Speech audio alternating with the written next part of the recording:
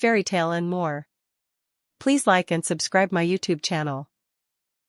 کہیں بہت دور بادلوں کے اس پار ایک جادوئی وادی تھی جہاں پریاں رہتی تھیں۔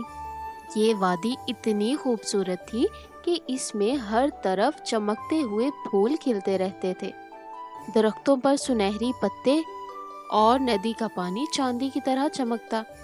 اسی وادی میں نور نامی ایک خوبصورت مگر شرارتی پری رہتی تھی۔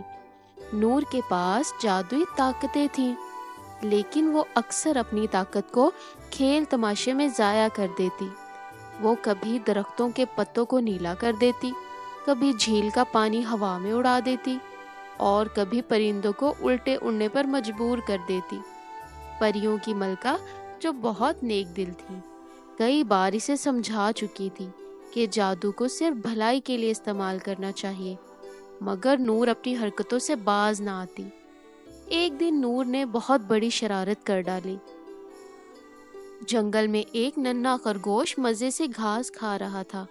نور نے اسے چھیڑنے کے لیے جادو کیا اور اسے ہوا میں اڑا دیا۔ خرگوش پہلے تو خوشی سے اچھلنے لگا، لیکن جیسے ہی نور کا جادو ختم ہوا، وہ دھڑام سے زمین پر آ گرا اور زور سے چوٹ کھا بیٹھا۔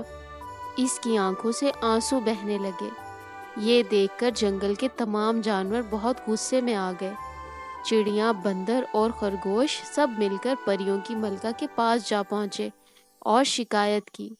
ملکہ عالیہ، نور کی شرارتیں تو بڑھتی جا رہی ہیں۔ آج تو اس نے حد ہی کر دی، ایک ننھے خرگوش کو زخمی کر دیا ہے۔ بڑی مہربانی اسے سبق سکھائیے۔ پریوں کی ملکہ نے جب یہ سنا تو ان کے چہرے پر اداسی چھا گئی۔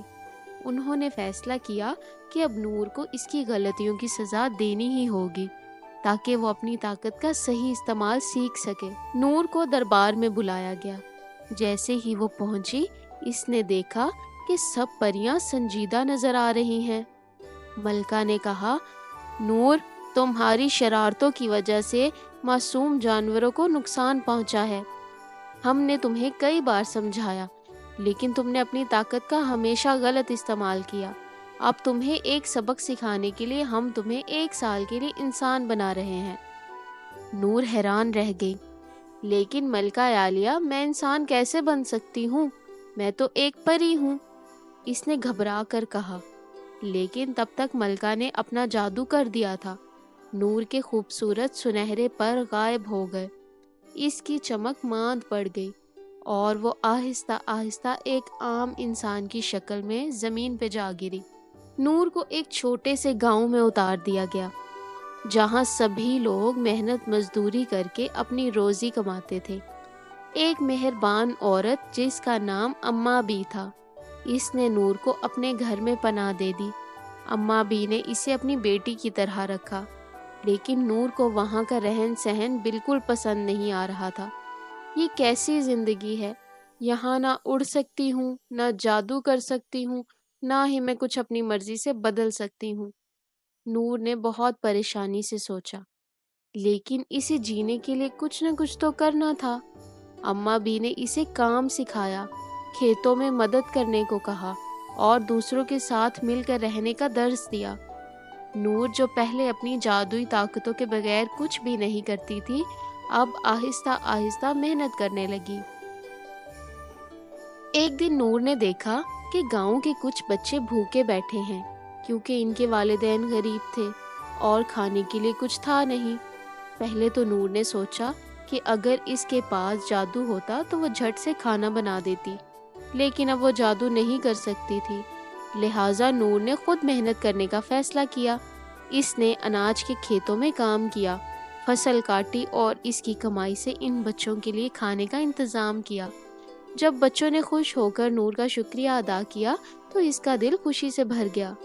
پہلی بار اس نے محسوس کیا کہ اصل خوشی تو دوسروں کو خوش کرنے میں ہے۔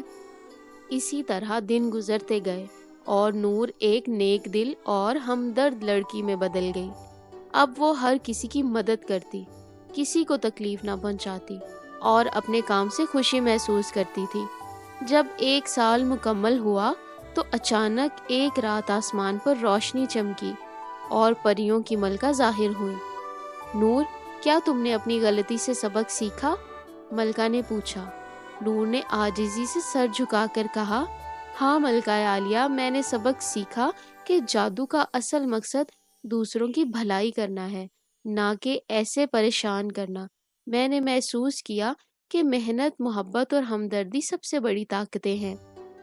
ملکہ نے مسکرا کر اپنا جادو چلایا اور نور دوبارہ خوبصورت سی پری بن گئی، لیکن اب وہ پہلے سے زیادہ سمجھدار، نیک دل اور ہمدرد پری تھی۔ یہ کہانی ہمیں سکھاتی ہے کہ طاقت کا غلط استعمال کسی کے لیے بھی نقصان دہ ہو سکتا ہے۔ ہمیں ہمیشہ دوسروں کی مدد کرنی چاہیے اور نیکی کا راستہ اختیار کرنا چاہیے، کیونکہ یہی تو اصل جادو ہے۔ پیارے بچوں، آپ کو یہ کہانی کیسی لگی؟ امید کرتی ہوں کہ آپ کو یہ کہانی اچھی لگی ہوگی، تو پلیز ویڈیو کو لائک کر دیں اور چینل کو سبسکرائب کر دیں۔ Thank you. اللہ حافظ۔